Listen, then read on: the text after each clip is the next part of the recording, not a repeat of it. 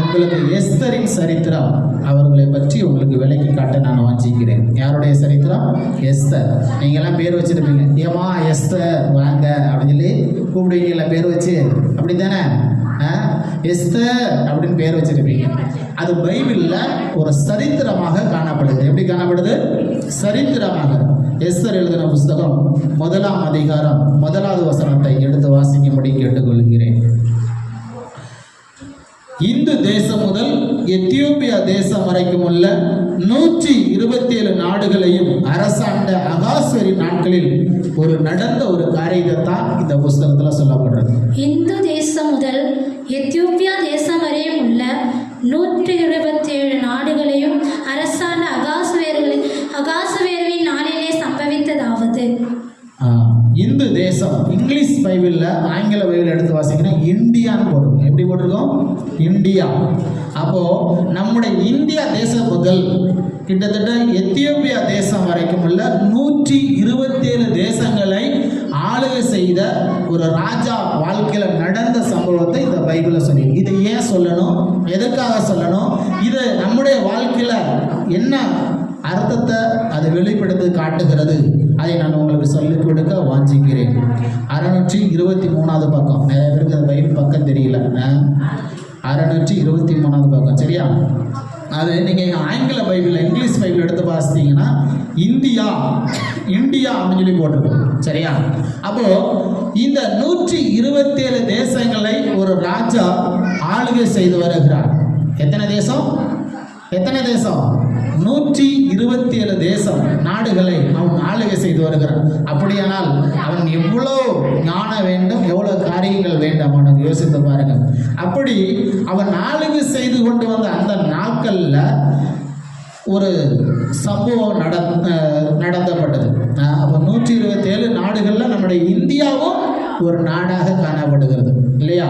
ஒரு நாடாக காணப்படு. அவன் ஒரு ராஜாவாக காணப்படுகிறான். யாராக காணப்படுகிறார்? ராஜாவாக காணப்படுகிறான். இப்போ 2வது வசனத்தை வாசிங்க. ராஜாவாகிய அகாஸ்வேரு சூசான் அரண்மனையில் இருக்கிற தன் ராஜ்யத்தின் சிங்காசனத்தின் மேல வீற்றிருந்தான். எங்க உட்கார்ந்துருக்கிறான்? சிங்காசனம். ஒரு ராஜா சிங்காசனத்துல உட்கார்ந்துருக்கிறாரா? நம்ம என்ன பாட்டு பாடுவோம் கிறிஸ்துமஸ் அன்னைக்கு? சிங்காசனம் வீற்றிருக்கும் தேவமைந்தன, சிங்காசனம் வீற்றிருக்கும் தேவமைந்தன, இங்கு பங்கமற்ற பசுந்தொட்டிலில் படுத்திருக்கிறா, இங்கு பங்கமற்ற பசுந்தொட்டிலில் படுத்திருக்கிறா. இயேசு என்ன செய்யல? உட்கார வைக்கல. இயேசு என்ன செஞ்சிருக்கோம்? படுக்க வச்சிருக்கு. இன்னைக்கு கிறிஸ்தவ சமுதாயத்தில் இயேசு என்ன செய்யறாங்க? இயேசு படுத்திருக்கிறார் அல்ல, அவர் என்ன செய்யறாரு? வானம் எனக்கு சிங்காசனம், பூமி எனது பாதபடி. புரிஞ்சுக்கிட்டீங்களா? வானம் எனக்கு சிங்காசனம், பூமி எனது பாதபடி. அப்படி உயர்ந்த உன்னதமான ஒரு தேவன் இந்த இடத்துல என்ன செஞ்சிருக்கிறாரு? உட்கார்ந்து கொண்டு இருக்கிறார். அவருடைய பாதபடியில நம்ம அமர்ந்திருக்கிறோம். எங்க அமர்ந்திருக்கிறோம்? இயேசு கிறிஸ்துடைய பாதபடி இல்லை, அதுதான் இயேசு கிறிஸ்துடைய சன்னிதானம். அதுக்கு தான் நீங்க சர்ச்சுக்கு வாங்க அப்படின்னு நம்மளை அழைக்கிறோம். அப்போ இந்த தேவ சமூகத்துல இயேசுடைய பாதபடியில உட்கார்ந்து யார் வேண்டுதல் செய்கிறார்களோ, யார் விண்ணப்பம் செய்கிறார்களோ அவர்களுக்கு என்ன உண்டு? நிச்சயம் ஒரு ஆசீர்வாதம் உண்டு, நிச்சயம் ஒரு விடுதலை உண்டு. உன் கண்ணீரை காண்கிற தேவன், உன் கஷ்டத்தை காண்கிற தேவன், உன் பிரச்சனையை பார்க்கிற இயேசு நிச்சயமாக என்ன உண்டு? விடுதலை உண்டு. ஆனா நம்ம என்ன செய்யறோம்? அப்படி செய்யல. அவர் என்ன செய்யறா? தூங்க வச்சிடறோம். என்ன செஞ்சிடா? குளிரும் மண்ணியும் தொட்டினில்லை, கோமகனும் தொட்டினில்லை, ஆரீரோ ஆரீரோ ஆரிராரோ ஆராரோ ஆராரோ ஆரிராரோ. அப்படியா? இயேசுவை தூங்க வைக்க கூடாது. நீங்க என்ன செய்றீங்க? பாட்டு பாடி தூங்க வச்சிருங்க. அவர் தூங்குற இயேசு அல்ல. பைபிள்ல ஒரு இடத்துல வசனம் சொல்லுது, அவர் தூங்குறது இல்ல, உறங்குகிறது இல்லை. சங்கீதத்துல வாசிக்கும் போது அவர் சொல்றாரு, அவர் என்ன செய்யறது இல்ல? தூங்குற தேவன் அல்ல, அவர் தூங்குவதும் இல்லை, உறங்குறதும் இல்லை. அதான் பெருமாள் ஒரு பாட்டு பாடுறாரு. அப்படித்தானே? அவர் தூங்க மாட்டார், வர மாட்டார் சொல்லி ஒரு பாட்டு பாடி இருக்கிறார். அப்போ இயேசு தூங்குகிறவர் அல்ல. இயேசு தூங்கிட்டா உங்க வாழ்க்கை தூங்கி போயிடும். அப்படித்தானே? அவர் என்ன செய்யறாரு? உங்களை கண்மணி போல காத்து கொண்டு வருகிறார். எப்படி வருகிறார்? கண்மணி போல. நீங்க ஒரு குழந்தை பெற்றுறீங்கன்னா அந்த குழந்தை என்ன செய்யும்? பொழுதோட போய் பார்ப்பீங்கல்ல, குழந்தை தூங்குதா முழிச்சிருக்கா, குழந்தை அழுகுதா சிரிக்குதா, உடனே என்ன செய்வாங்க? கிச்சு கிச்சு காட்டுவாங்க. அப்படித்தானே? குழந்தைய அங்கங்க தொட்டு பார்ப்பாங்க, அழுகுதா சிரிக்குதா அப்படின்னு சொல்லி மொத்தம் என்னென்னமோ தொட்டு தொட்டு பார்ப்பாங்க. அப்படித்தானே? அது போலதான் நீங்க யாருடைய பிள்ளையா இருக்கிறீங்க? ஏசப்பாடைய பிள்ளைகளா இருக்கிற அப்படின்னால இயேசு உங்களை என்ன செஞ்சிருக்காரு? பார்த்து கொண்டே இருக்கிறார். நீ நடந்து போனாலும் பார்க்கிறாரு, பஸ்ல போனாலும் பார்க்கிறாரு, நீ நின்னாலும் பார்த்துக்கிட்டு இருக்கிறாரு, யாரு கூட பேசிக்கிட்டு இருந்தாலும் பார்த்துக்கிட்டு இருக்காரு, நீ சாப்பிட்டாலும் பார்த்துக்கிட்டு இருக்கிறாரு. இல்லையா? அவர் உன்னை காண்கிற தேவன், அவர் உன்னை காண்கிற தேவன். அவர் உன்னை உள்ளங்கையில வைத்து வாட்ச் பண்ணிக்கிட்டே இருக்காரு. என்ன செய்யறாரு? உள்ள கையில வரைந்து இருக்கிறேன் அப்படிங்கிறார். இல்லையா? நீங்க எல்லாம் யார் கையில இருக்கிறீங்க? ஏசப்பாடைய உள்ள கையில இருக்கிறீங்க. அப்ப உள்ள கையில அவர் பாப்பாரா பார்க்க மாட்டாரா? அவர் தூங்கிட்டாருன்னா என்ன செய்வீங்க? உங்க வாழ்க்கையே அழிஞ்சு அப்படித்தானே? அதனால சும்மா ஒரு பாடல் பாடி இருக்கிறாங்க, அது தவறா சொல்லவில்லை. ஆனா ஒரு பாடல் அவ்வளவுதான் அது. ஆனா அது அர்த்தம் இல்லை, அதனுடைய அர்த்தம் சரியான அர்த்தம் இல்லை. ஆனா தேவனுடைய பிள்ளைகள் இயேசுவோடு பேசி கொண்டிருக்கின்ற இயேசு உங்களோட பேச வேண்டும். அதுக்கு பேர் தான் ஜெபம். அதுக்கு பேர் தான் என்னது? பிரேயர். அல்லேலூயா. அப்போ இந்த அகாசுர ராஜா தூங்கல, அவன் சிங்காசனத்தில் என்ன செய்திருக்கிறான்? உட்கார்ந்து கொண்டிருக்கிறான். என்ன செய்திருக்கிறான்? உட்கார்ந்து. அப்போ அவன் நாட்கள்ல நடந்த ஒரு சம்பவம் தான் அதுக்கு அடுத்த வசனம் வாசிங்க.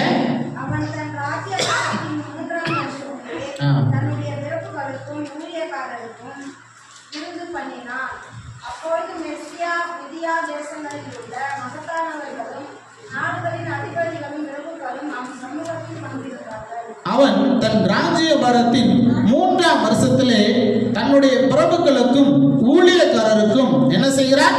விருந்து பண்ணினான். என்ன செய்கிறான்? விருந்து பண்ணுகிறான். அப்பொழுது பெர்சியா மேதியா தேசங்களில் மகத்தான ஜனங்களும் நாடுகளின் அதிபதிகளும் பிரபுக்களும் அவன் சமூகத்திலே வந்திருந்தார்கள். எங்க வந்திருக்கிறாங்க? அவன் ராஜ அரண்மனையில வந்திருக்கிறார்கள். பிரபுக்கள் அதிபதிகள், அந்த நாட்டுல மிக மிக சிறந்த ஜனங்கள் அந்த இடத்துல வந்திருக்காங்க. அல்லேலூயா. யாரெல்லாம் வந்திருக்கா? பெர்சியா மேதியா தேசத்துல. இப்ப நமக்கு தெரிஞ்ச நாடு என்ன நாடு? மேதியா பெர்சியா உங்களுக்கு தெரியாது, அப்படித்தானே? மேதியா பெர்சியா உங்களுக்கு தெரியாது. நமக்கு தெரிஞ்ச நாடு என்னது? லண்டன்ல இருந்து வந்திருப்பாங்க, அமெரிக்கால இருந்து வந்திருப்பாங்க, ஜப்பான்ல இருந்து வந்திருப்பாங்க, இந்தோனேசியால இருந்து வந்திருப்பாங்க, இல்லாட்டா சிங்கப்பூர்ல வந்திருப்பாங்க. எல்லாம் அவங்க சொந்தக்காரங்க தான், அப்படித்தானே? அல்லேலூயா. உங்க தெரிஞ்சவங்க சொந்தக்காரங்க அப்படி வந்தாங்கன்னா நீங்க என்ன செய்வீங்க? பயங்கரமா விருந்து பண்ணுவீங்க, அப்படித்தானே? ஆடு அடிக்கிறதுன்னு, கோழி அடிக்கிறதுன்னு எல்லாம் அடிச்சு என்ன செய்வீங்க? சாப்பாடு செய்வீங்க, அப்படித்தானே? சிக்கன் கபாப்பு வறுவல். அல்லேலூயா. நான் சொல்றது புரியுதா? அப்போ அப்படி நீங்க ஏன் செய்யறீங்க? உங்க குடும்பம் நல்லா இருக்கு, நாங்க நல்லா இருக்கிறோம், வாங்க எங்க வீட்டுல வந்து சாப்பிட்டு போங்க அப்படின்னு சொல்லி செய்வீங்க. உங்க சொந்தக்காரங்களுக்கு காட்டுவீங்க, ஒரு விருந்து செய்வீங்க, அப்படித்தானே? அதே போலதான் அகாசுர ராஜா அவன் நாட்கள்ல ஒரு பெரிய விருந்து செய்யறான். என்ன செய்யறான்? விருந்து, எல்லாருக்கும் சாப்பாடு கொடுக்குறான். ஏன்? 3 வருஷமா நான் என்ன செய்யறேன்? 127 நாடுகளை ஆண்டு கொண்டு இருக்கிறேன். எத்தனை நாடுகளை? எத்தனை நாடு? 127. சொல்லுங்க. 127 நாடுகளை என்ன செய்திருக்கிறேன்? ஆளுகை செய்து கொண்டிருக்கிறேன். அப்படி ஆளுகை செய்து கொண்டிருக்கும் போது அதனுடைய பெருமையை சொல்லும்படியாக, அதனுடைய மேன்மையை சொல்லும்படியாக, நான் சமாதானமா இந்த தேசத்தை ஆளுகை செய்து வரேன், என் நாடு நல்லா இருக்கு, அதனால நீங்க எல்லாரும் வந்து சாப்பிட்டுட்டு போங்க அப்படின்னு சொல்லி அழைக்கிறான். அப்படி சாப்பிட எல்லாரும் வந்த நாட்கள்ல தான் எத்தனை நாட்கள்? 4வது வசனத்தை வாசிங்க. அவன் தன் ராஜ்யத்தின் மகிமையான ஐஸ்வர்யத்தையும் தன் மகத்துவத்தின் சிறந்த பிரதாபத்தையும் அநேக நாளாகிய 180 நாளளவு விளங்க செய்து கொண்டிருக்கிறான். எத்தனை நாள்? 180 நாளளவு என்ன செய்யறான்? என் பேர் என்ன, புகழ் என்ன, மகிமை என்ன, நான் எப்படி செய்யறேப்பா, என் சொத்தை பாரு, என் ஐஸ்வர்யத்தை பாரு, தங்கையப்பார், நகையப்பார், உடையப்பார் அப்படின்னு சொல்லி என்ன செய்யறான்? எல்லாம் எடுத்து காட்டிக்கிறது. என்ன செய்யறான்? நகையப்பாரு, உடையப்பாரு, ட்ரெஸ் பாரு. சிலர் என்ன செய்வாங்க? 1 லட்ச ரூபாய்க்கு சேலை வாங்கினா இந்த சேலை நல்லா இருக்கா, இந்த சேலை நல்லா இருக்கா, கல்யாண வீட்டுக்கு போட்டுட்டு போவாங்க இல்லையா? உண்மையா பொய்யா? நான் சொல்றது உண்மையா பொய்யா? ஒரு நல்ல ட்ரெஸ் எடுத்துட்டா 1 லட்ச ரூபாய்க்கு ஒரு ட்ரெஸ் எடுத்துட்டா இருக்கு.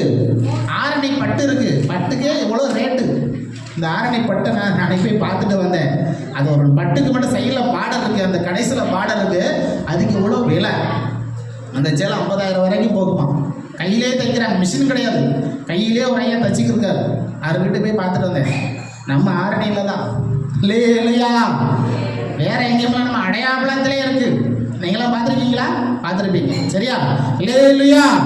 அப்போ அந்த எல்லா இடத்து காட்டுகிறான், பெருமையா சொல்லி கொண்டு இருக்கிறான். அப்படி சொல்லி கொண்டு இருக்கிற நேரத்தில் தான் அவன் சந்தோஷத்தை பற்றி சொல்லி கொண்டு இருக்கிற நாட்களில் தான் அந்த நாட்கள் 180 நாள் முடியும் போது, இப்போ 8வது வருஷம் 5வது வருஷம் வாசிங்க.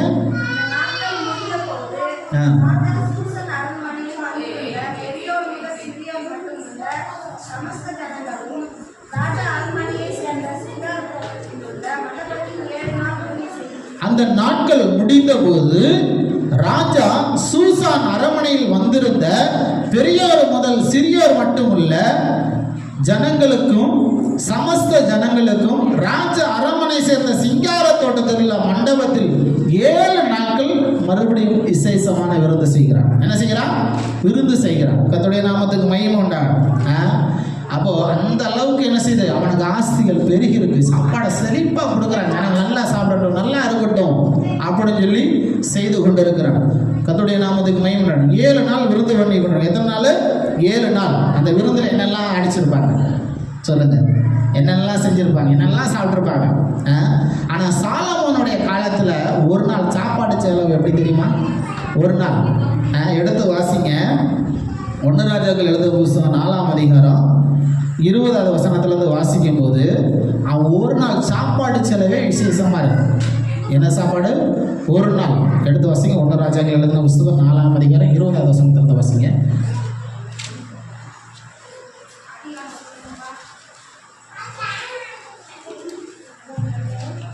20வது வசனத்திலிருந்து வாசிங்க. 1 ராஜாக்கள் 4ஆம் அதிகாரம்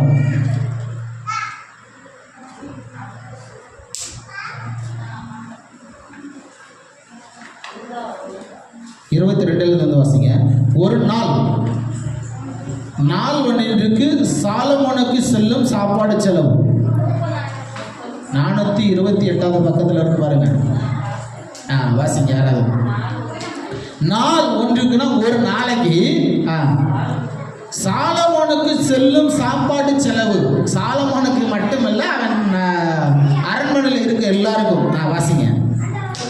30 மரக்கால் மெல்லிய மாவும் 60 மரக்கால் மாவும் கலைமான்களையும் வெளிமான்களையும் வரை ஆடுகளையும் கொழுமையான பறவைகளையும் தவிர கொழுக்கப்பட்ட 10 மாடு.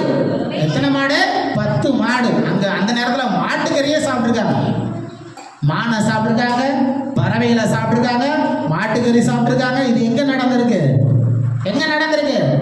கோதுமை மாவு அரைச்சி சாப்பிட்ருக்காங்க, கோதுமை மாவு. அதுக்கப்புறம் வாசிங்க.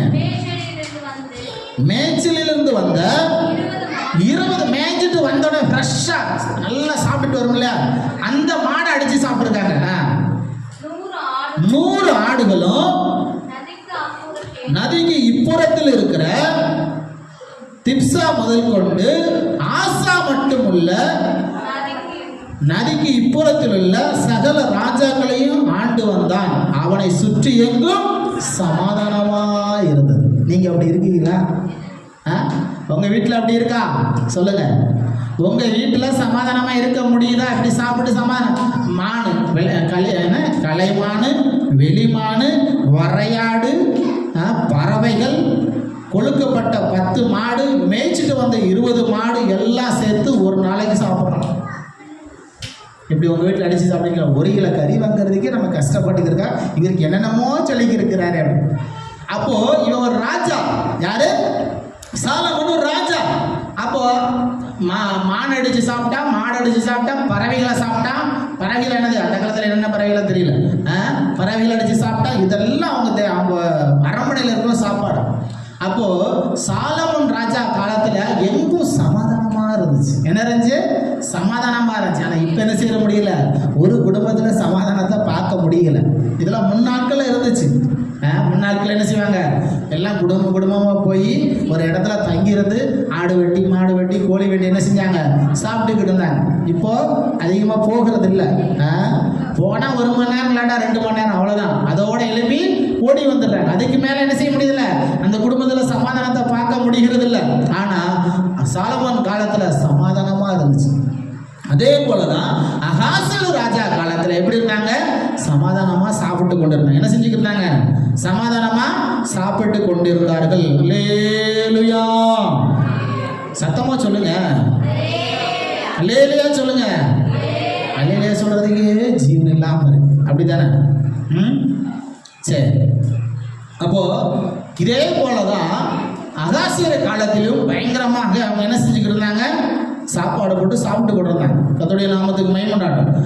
இப்போ எஸ்தர் 1ஆம் அதிகாரம் 7வது வசனத்தை வாசிங்க. 6-7 வசனம். 6.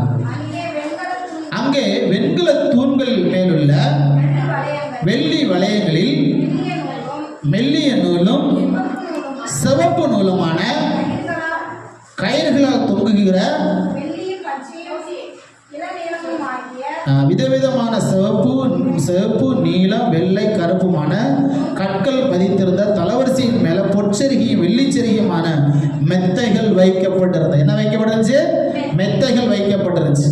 அப்போ பொன்னால் செய்யப்பட்ட 4 விதமான பாத்திரங்கள் என்ன செஞ்சாங்க, பானம் பண்ணதுக்கு தங்க தட்டுல சாப்பாடு கொடுத்தாங்க. இதுல தங்க பாத்திரத்துல குடிக்க ஜூஸ் கொடுக்குறாங்க, ஒயின் கொடுத்துருக்கலாம், என்னென்னமோ கொடுத்துருக்கலாம். சரியா? அப்படி முதல் தரமான திராட்சை ரசம் ராஜஸ்திரிக்கு ஏற்க பரிபூரணமாய் பரிமாறப்பட்டது. ராஜாவுக்கு ராஜஸ்திரிக்கு எல்லாருக்கும் அதை கொடுத்து கொடுக்குறாங்க. அப்போ 8வது வசனத்தை வாசிங்க.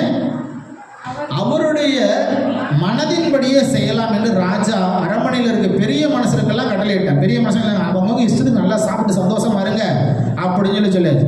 அப்படி முறைப்படி பானம் பண்ணினார்கள். ஒருவனுக்கும் பலவந்தம் பண்ணலை, நீ கட்டாயம் சாப்பிடுன்னு சொல்லலை, உன் இஷ்டத்துக்கே சாப்பிடு, உன் இஷ்டத்துக்கு நீ நல்லா சாப்பிடு அப்படின்னு சொல்லியாச்சு. கர்த்தருடைய நாமத்துக்கு மகிமை உண்டாகட்டும். அப்படி சாப்பிட்டு கொடுத்த வேலையில ராஜஸ்திரி 9வது வசனத்தை வாசிங்க. ராஜஸ்திரியாகிய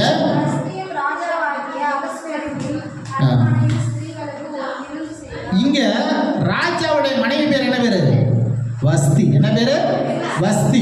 அந்த மாதிரி செய்றாங்க, பெண்களுக்காக தனியா ஒரு விருந்து பண்றாங்க. யாருக்கு, ராஜா எல்லாருக்கும் ஒரு விருந்து பண்ணிக்கிட்டு இருக்கிறாரு. இந்த வஸ்தியை என்ன செஞ்சுட்டு பெண்களுக்காக தனியா எல்லாரும் வாங்க, நம்மள லேடிஸ், நம்மள யாரும் லேடிஸ், நம்ம தனியாக சாப்பாடு பிடிக்க தரது, தனியாக ஒரு சாப்பாடு பண்ணியாச்சு. அப்போ குடும்பத்தோட கணவன் மனைவி இந்த இடத்துல என்ன செய்யல, சேர்ந்து இருக்கல. அல்லேலூயா.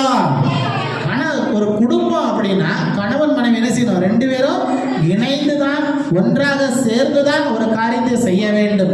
அப்படி செய்யாவிட்டால் உங்க குடும்பத்தில் என்ன உண்டு, பிரச்சனை உண்டு, பிரிவினை உண்டு. அல்லேலூயா. எந்த காரணத்தை கொண்டு குடும்பங்கள்ல பிரிந்து காணப்படக்கூடாது. ஒரு காரியத்தை செய்யும் போது கணவன் மனைவி 2 பேரும் சேர்ந்து தான் ஒரு வேலையை செய்யணும். என்ன செய்யணும், கணவனும் மனைவியும் 2 பேரும் சேர்ந்து தான் ஒரு காரியத்தை செய்யணும். நீ ஒரு பக்கம் செய்ய, நான் ஒரு பக்கம் செய்யினா அந்த இடத்துல குடும்பமா இருக்காது. அங்கே என்ன காணப்படும், பிரிவினை காணப்படும். அதனால தான் நிறைய கல்யாண வீட்டில் சிலர் என்ன செய்வாங்க, சண்டைக்கு போயிடுவாங்க. என்ன செஞ்சிருவாங்க, சண்டைக்கு போயிடுவாங்க. ஏன்னா கணவன் மனைவியே ஒற்றுமை இல்லை. அவங்க ஒரு பக்கம் இழுப்பாங்க, இவங்க ஒரு பக்கம் இழுப்பாங்க. அப்போ ஒரு காரியத்தை செய்யும் போது கணவன் மனைவி 2 பேரும் என்ன செய்யணும், ஒரு மனமா செய்யணும், ஐக்கியமா பேசி செய்யணும். நம்ம இப்படிதான் செய்யணும், இப்படிதான் இருக்கணும் அப்படின்னு செய்யணும். அதை தான் பைபிள் சொல்லி கொடுக்கும். புரிஞ்சுக்கிட்டீங்களா? அதுக்கு தான் உங்களை சர்ச்சைக்கு வாங்க, பைபிள் சொல்றதை கேளுங்க அப்படின்னு சொல்லி நான் மட்டும் இல்லை, முழு உலகத்தில் என்ன செய்யறாங்க, இந்த பைபிளை பத்தி போதித்து கொண்டிருக்கிறார்கள், பிரசங்கம் பண்ணி கொண்டிருக்கிறார்கள், இந்த பைபிளை வச்சு எடுத்து சொல்லி கொண்டிருக்கிறார்கள். இதுக்கு காரணம் அதுதான். புரிஞ்சுக்கிட்டீங்களா? அல்லேலூயா.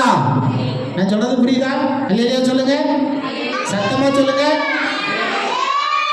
அல்லேலூயா.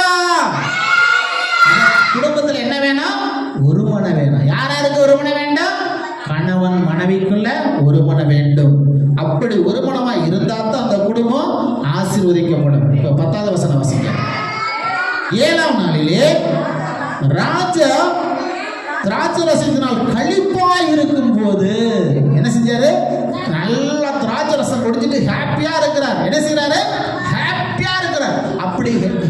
இருக்கிற நேரத்துல ஒரு காரியம் சொல்ற வாசிங்க. மகா ரூபவதியா இருக்கிற ராஜஸ்திரியாகிய வஸ்தியின் சௌந்தரியத்தை ஜனங்களுக்கும் பிரபுக்களுக்கும் காண்பிக்கும்படி ராஜ கிரீடம் தரிக்கப்பட்டவளாக அவளை என்ன செய்யணும்? ராஜாவுக்கு முன்பாக அழைத்து கொண்டு வர வேண்டும். என்ன செய்யணும்? ராஜாவுக்கு முன்பாக அழைத்து தன் மனைவியுடைய அழகை பார்த்து எல்லாரும் சந்தோஷப்படணும். ஒரு ராஜா வஸ்திரம் தரித்து கிரீடத்தை, தங்க கிரீடத்தை வைத்து கொண்டு எல்லாரும் முன்னாடி நடந்து வர வேண்டும் அப்படின்னு சொல்லி என்ன செஞ்சான்? ரொம்ப ஆசைப்பட்டான். எப்போ ஆசைப்பட்டான் சொல்லுங்க? நல்லா குடிச்சிருக்கிறாங்க. திராட்சரசம் குடிக்கும் போது அவன் என்ன செஞ்சான்? வரணும் அப்படின்னு விருப்பப்பட்டான். என்ன செஞ்சான்? வரணும் அப்படின்னு விருப்பப்பட்டான். அல்லேலூயா. அப்போ தன்னுடைய மனைவியை மற்ற ராஜாக்களுக்கு காட்டும்படியாக அவன் என்ன செய்தான்? விரும்பினான். என்ன செய்தான்? ராஜாக்களுக்கு காட்டும்படியாக அவன் விரும்பினான். ஆனா அவன் என்ன சொன்னான்? ராஜஸ்திரி என்ன செஞ்சா? இவனுடைய ஆசை பயங்கரமா இருக்கு.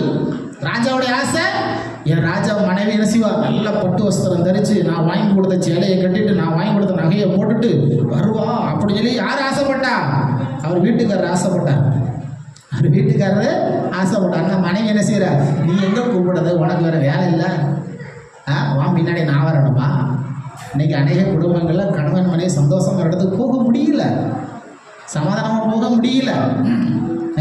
பிடிக்காது. சில பெண்களுக்கு சில இடங்கள் பிடிக்காது. அதுக்காக குடியாரங்க இருக்கிற இடத்துல கூப்பிட வச்சு சொல்லல. நல்ல இடங்களுக்கு போக முடியல, ஒன்று போல சந்தோஷம் இருக்க முடியல. அந்த அளவுக்கு டென்ஷன், அந்த அளவுக்கு பிரச்சனை, அந்த அளவுக்கு பாடுகள். ஆனா இவன் என்ன விருப்பப்பட்டான்? என் மனைவி ரொம்ப அழகானவள், அவள் ரொம்ப அழகானவள், மனைவியுடைய அழகை காட்ட வேண்டும் அப்படின்னு சொல்லி அவன் விரும்பினான். யார் விரும்பா? ராஜா விரும்பினான். ஆனா அது என்ன செய்யல? நடக்கவில்லை. அவன் நல்ல நகை போட்டு, நட்டு போட்டு, நல்லா ஹீல்ஸ் செருப்பு போட்டு, நெக்லஸ் போட்டு, நெத்திச்சுடி வச்சு என்ன செஞ்சிருப்பா? நெத்திச்சுடி வச்சு இடைக்கச்சை கட்டி தங்க ரதத்துல வருவான்னு எதிர்த்து பார்த்தான். என்ன செஞ்சான்? தங்க ரதத்துல வருவான்னு எதிர்பார்த்தான். ஆனா அது என்ன செய்யல? நடக்கவில்லை. அல்லேலூயா. அது என்ன செய்யல? நடக்கவில்லை. அப்போதான் அவனுக்கு என்ன வந்துச்சு? ரொம்ப சந்தோஷம் வந்துச்சா? அப்போதான் அவனுக்கு என்ன வந்தது? நல்ல ஒரு கோபம் வந்துச்சு. 11வது வசனத்தை வாசிங்க.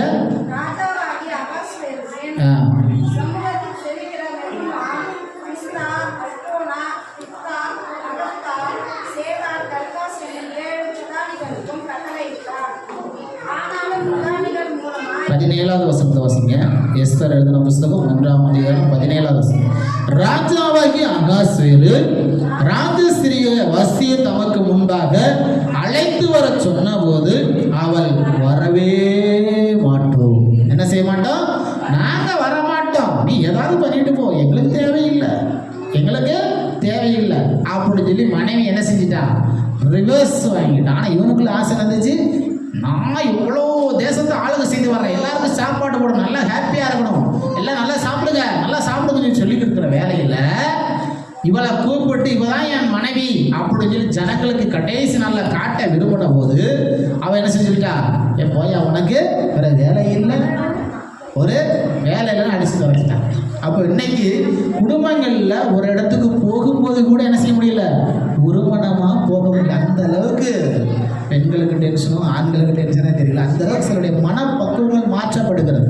அப்போ நீங்க ஒருத்தருக்கு புரிஞ்சு அன்பா சமாதானமா ஒரு இடத்துக்கு போகும்போது அந்த இடம் நல்லதா நடக்கும், இல்லாவிட்டா நடக்காது. அப்ப ரெண்டு பேரும் மனம் உருமணமான ஒரு மனமா இருக்கும். சில பெண்களுக்கு சில காரியங்கள் பிடிக்காது. அதுக்காக இவன் குடிகாரம் இருக்கிறது கூட்டா பெண்கள் வருவாங்களா? சொல்லுங்க. அங்கெல்லாம் குடிகாரம் குடிச்சுக்கிறப்பாங்களா? எல்லாருக்கும் காட்டணும் அப்படின்னு சொன்னா வருவாங்களா? வாயான படவை பிடிச்சிருக்கோம் அப்படி தானே? அப்போ அந்த இடத்துக்குலாம் பெண்கள் வர மாட்டாங்க. ஒரு நல்ல இடங்களை கூட்டிட்டு போகலாம், ஒரு நல்ல ஒரு இடங்களை கூட்டிட்டு போகலாம். அப்போ அப்படி கூட்டிட்டு போனா போவாங்க. அப்ப இவன் என்ன விரும்பினா, எல்லா ஜனங்களுக்கு முன்பாக என்னுடைய ராணி, என் ராஜா, ராஜஸ்திரீ, அவளுடைய மகிமையை பாருங்க, நான் எந்த அளவுக்கு நல்லா வச்சிருக்கிறேன், எந்த அளவுக்கு சமாதானமா வச்சிருக்கேன், எவ்வளவு அன்பா வச்சிருக்கேன், எவ்வளவு நகை வாங்கி கொடுத்துருக்கிறேன், எவ்வளவு சேலை வாங்கி கொடுத்துருக்கேன், அதை காட்டுவதற்காக அவன் கூட்டிட்டு போனானே என்னமோ தெரியல. கதோடைய நான் வந்து மயம் கொண்டாடுறேன். ஆனா அவன் என்ன சொல்லிட்டா? வரவே முடியாது. என்ன செய்ய முடியாது? வரவே முடியாது. அப்போ என்கிற செய்தியை ஸ்திரீகளுக்கு பிரசித்தமானால் அவர்களும் தங்கள் புருஷர் என்ன செய்வாங்க, பார்வையில அற்பமா எண்ணுவார்கள். அந்த வசனத்தை மறுபடியும் வாசிங்க. ராஜாவாகிய அகாஸ்வேரு ராஜஸ்ரீயை வசி தமக்கு முன்பாக அழைத்து வர சொன்னபோது அவள் வரமாட்டோம் என்கிற செய்தி எல்லா ஸ்திரீகளுக்கும் பிரசித்தமானால் அவர்களும் தங்கள் புருஷரை தங்கள் பார்வையில அற்பமா எண்ணுவார்கள். என்ன செய்வாங்க, அற்பமா எண்ணும். அதனால தான் அவ என்ன செஞ்சா, கோபப்பட்ட. அடுத்த வசனம் வாசிங்க. இன்றைய தினமே பெர்சியாவிலும் மேதியாவிலும் உள்ள பிரபுக்களின் ஸ்திரீகள் ராஜஸ்திரியின் கேட்டுக்கும் போது ராஜாவின் பிரபுக்கள் எல்லாம் அப்படியே சொல்லுவார்கள், மிகுந்த அசட்டையும் எரிச்சலும் விளையும்.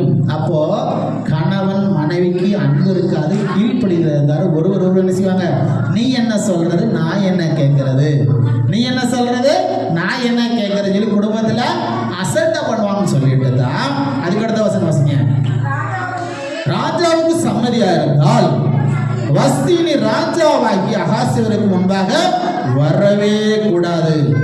அவளுடைய ராஜ மேன்மையை அவளை பார்க்கிற உத்தமையாகிய மற்றொரு ஸ்திரீக்கு ராஜா கொடுப்பாராக என்றும் அவரால் ராஜா கட்டளை பிறந்து அது மீறப்படாதபடிக்கு பெர்சியா மேதியா உரியா தேசத்துக்கு சட்டத்தில் எழுதப்பட வேண்டும். அந்தந்த தேசத்துக்கு ஒரு சட்டத்தில் எழுதப்பட வேண்டும். இவ என்ன செய்யணும், இப்பமே ராஜஸ்ரீ ராஜாவை ராணி பட்டத்துல இருந்து இறக்கி விட வேண்டும். எந்த பட்டத்துல இருந்து சொல்லுங்க, எந்த பட்டத்துல இருந்து சொல்லுங்க, ராணி பட்டத்துல இருந்து இறக்கிடுங்க, இப்ப வேற ஒரு ராணியை ஏற்படுத்துங்க அப்படின்னு. அப்போ அந்த காலத்துல டைவர்ஸ் இருந்திருக்கு, அந்த காலத்திலே டைவர்ஸ் இருந்திருக்கு. எதுக்கு, ஒரே ஒரு வார்த்தை வாமா சொல்லுறதுக்கு, நான் வர முடியாது, நான் என்ன செய்ய மாட்டேன் வரமாட்டேன்னு சொன்னதுக்கு. ராஜா காலத்தில் அவன் எத்தனை நாட்டை ஆண்டு வந்தான், 127 நாட்டை ஆண்டு வந்தான். அந்த ராஜாவுக்கு இப்ப என்ன வந்துருச்சு, டைவர்ஸ் நோட்டீஸ் வந்துருச்சு.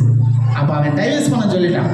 அது ஏன்னா கணவனை மனைவி கணம் பண்ண வேண்டும். கணவன் என்ன செய்யணும், மனைவி கணம் பண்ண வேண்டும். கணவன் மனைவி என்ன செய்யணும், அன்பு செலுத்த வேண்டும். அதுதான் பைபிள் பிரமாணம். அதான் என்னுடைய யாருடைய பிரமாணம், பைபிள் பிரமாணம். இல்லையா? அப்போ இப்படி 20வது வசனத்தை வாசிக்கும் போது, இப்படி ராஜா தீர்ந்த காரியம் நமது விஸ்தாரமான ராஜ்யம் என்று கேட்கப்படும் போது பெரியோர் முதல் சிறியோர் மட்டுமல்ல எல்லா ஸ்திரீகளுக்கும் தங்கள் புருஷர் என்ன செய்வாங்க, கணம் பண்ணுவாங்க. நம்ம இப்படி ஒரு சட்டத்தை கொண்டு வந்தாதான் பெண்கள் என்ன செய்வாங்க, கணம் பண்ணுவாங்க அப்படின்னு சொல்லி 21வது வசனத்தை வாசிங்க. இந்த வார்த்தை ராஜாவுக்கு பிரபுக்களுக்கும் நலமாய் தோன்றினால் ராஜா மெமுகானுடைய வார்த்தையின்படியே செய்து எந்த புருஷனும் தன் வீட்டுக்கு தானே அதிகாரியா இருக்க வேண்டும் என்றும் இதை அந்தந்த ஜனங்களுடைய பாசையிலே பிரசித்தம் பண்ண வேண்டும் என்று அந்தந்த நாட்டில் வழங்குகிற அச்சரத்திலும் அந்தந்த ஜாதியார் பேசும் பாசையிலும் ராஜாவின் சகல நாடுகளுக்கும் கட்டளை எழுதி அனுப்பினார். இப்ப வீட்டுக்கு தலைவர் யாரு, கணவன். ஆகியனாலதான் ரேஷன் கார்டுல உங்க வீட்டுக்கு தலைவர் யாரு போட்டிருப்பாங்க, தாத்தா பேரா பாட்டி பேரா, யாரு பேரை போட்டிருப்பாங்க, உங்க வீட்டு கணவர் பேரை போட்டிருப்பாங்க. அது எப்போ ஆதார் கார்டு மாத்தினாங்களோ அப்பதான் மாத்தினாங்க. அதுக்கு ஒரு சட்டம் வந்துச்சு, அதுக்கு அர்த்தம் சொல்றேன்.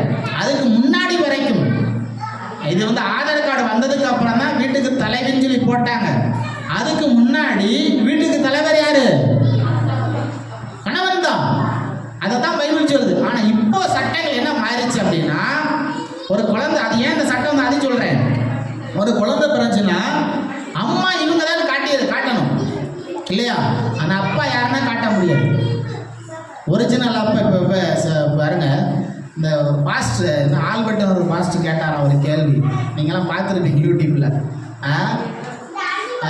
ஏதோ ஒரு கேள்வி கேட்டார், உங்கள் பெத்த பிள்ளைங்க எத்தனை பேர்னா பெண்கள் மட்டும்தான் என்ன செய்கிறாங்க, என் பிள்ளைன்னு சொல்கிறாங்க. அப்பா அம்மா என்ன செய்கிறதில்ல, அதுக்கு ஒதுங்கி நிற்கிறாங்க. அப்பா அம்மார்கள் இது நான் தான் பெத்த பிள்ளை அப்படின்னு சொல்லி எத்தனை பேர் சொல்கிறீங்க? நீங்கள் பெத்த பிள்ளை எத்தனை பேர், நீங்கள் பெத்த பிள்ளை எத்தனை பேர் என் பிள்ளைன்னு டக்குன்னு சொல்கிறீங்களா? ஆனால் தாய் மனசு துடிக்கும். தாய் மனசு என் பிள்ளை அப்படின்னு. அதான் தாய்க்கும் தகப்பனுக்குள்ள ஒரு வித்தியாசம். தகப்பன் என்ன செய்ய மாட்டாரு, டக்குன்னு என் பிள்ளைன்னு சொல்ல மாட்டார். ஆனால் அம்மா என்ன சொல்லும், ஐயோ என் பிள்ளை, இருதயம் துடிக்கும். அப்போ அந்த இருதய துடிப்புக்காக வேண்டிதான் அவங்க என்ன செஞ்சாங்க, அந்த வாரிசை மாற்றி போட்டு. லேலுயா, இதுக்கு ஒரு நல்ல கருத்து உண்டு, அதை இன்னொரு நாளைக்கு சொல்லித்தரேன். அப்போ ரேஷன் கார்டில் உங்க பேர் வீட்டுக்கு தலைவன் அந்த சட்டம் வருவதற்கு இந்த சம்பவம் தான் முக்கிய காரணம். அதில் ஒரு நாடு நம்முடைய இந்திய நாடு ஆகியனால தான் இந்த ஆதார் கார்டு வருவதற்கு முன்பாக வரைக்கும் உங்களுடைய வீட்டு தலைவர் கணவர் பேரை போட்டிருப்பாங்க. ஆதார் கார்டு வந்ததுக்கு அப்புறம் ரேஷன் கார்டு என்ன செஞ்சாங்க, வீட்டுக்கு தலைவியாக மாற்றி விட்டாங்க. அல்லேலூயா. அப்போ ஒரு கணவன் மனைவி என்ன செய்யணும், அன்பா இருக்கணும், இணைந்து இருக்கணும், ஒருத்தர் புரிந்து வாழ வேண்டும். என்ன செய்யணும், ஒருத்தர் புரிஞ்சு வாழ. நீ வடக்க போன நான் தெற்க போறேன் அப்படின்னு சொல்லி பிரிந்து வாழக்கூடிய வாழ்க்கை அல்ல. கல்யாணம் பண்ணா டைவர்ஸ் பண்ணக்கூடிய ஒரு வாழ்க்கை அல்ல. காலம் பூரா கடைசி மரண பரியந்தம் ஒருவர் புரிந்து வாழக்கூடிய வாழ்க்கையை நாம் வாழ்வதுதான் கிறிஸ்துவ வாழ்க்கை. அதுக்கு தான் என்ன செய்யறோம், சர்ச்சுக்கு வாங்க, ப்ரேயர் பண்ணுங்க, ஒருத்தருக்கு ஒருத்தர் புரிஞ்சு வாழ்ந்துங்க. கஷ்டம் வரும், பிரச்சனை வரும், எல்லாம் வரும். குடும்பத்தில் பிரச்சனை வரும், கஷ்டம் வரும், துன்பம் வரும். சந்தோஷமா இருப்பாங்க, பணம் அதிகமாக இருக்கும், சில வேளை பணம் இல்லாமல் இருப்பாங்க. எந்த சூழ்நிலையிலும் எந்த நேரத்திலும் கணவன் மனைவி ஒன்றாய் இருக்க வேண்டும், ஒரு மனமாக இருக்கும். அதைத்தான் பைபிள் சொல்லுது. அதைத்தான் என்ன சொல்றது, பைபிள் சொல்லுது. இதை புரிந்து வாழ்கிறோடைய வாழ்க்கை ஆசீர்வாதம். கண்களை மூடி கர்த்தரை ஸ்தோத்திரிப்போம். ஸ்தோத்திரம், ஸ்தோத்திரம்.